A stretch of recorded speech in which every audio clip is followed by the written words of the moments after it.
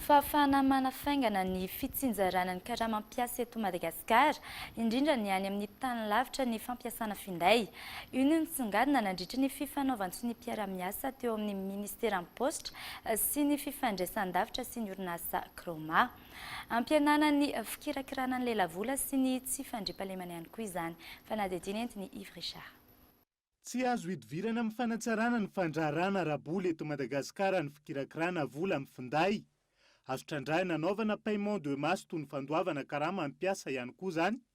Araka ny toromarika nomen'ny filohan'ny Repoblika nandritra ny filan-kevitra ny minisitra farany momba ny fandoavana ny karama ampiasam-panjakana ny tany lavitra.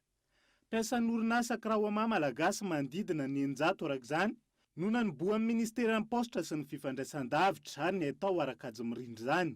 Azo atao ihany koa le manao an'ilay atao hoe paiement de masse, izany hoe misy olona be dia be amanjato ny any arivony dimanjato eo angamba ny mpiasa ny eninjato latsaka kely eo mpiasa ny Croma Ray manontolo dia izahay postra malagasy amin'ny alalan'le postra monnaie no andohany karama andreo. Azo atao zany manao an'io paiement de masse io. Ahafahana mampiena ny fikirakirana lelavola antony tsy fandriam-pahalemana any an-toerana ihany koa izany hoy ny fanazavana.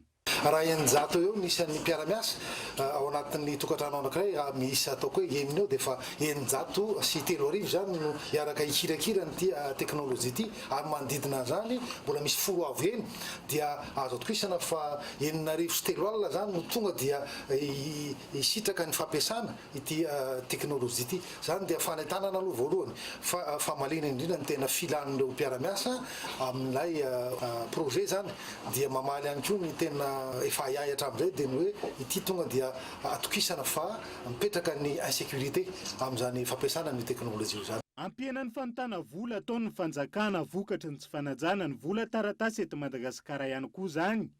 Eo koa ny tebiteby iaina mipitrandraka vato-sarobidy sy volamena amin'ny fikirakirana vola raviny toy ireo roa alina miara-miasa amin'ny kraomita malagasy. Omaly no tontosa tetsy Antaninarenina ny fifanaovantsony mpiara-miasa teo amin'ny Ministeran'ny Postra sy ny fifandraisan-davitra ary ny fampivoarana ny atao arak'ajy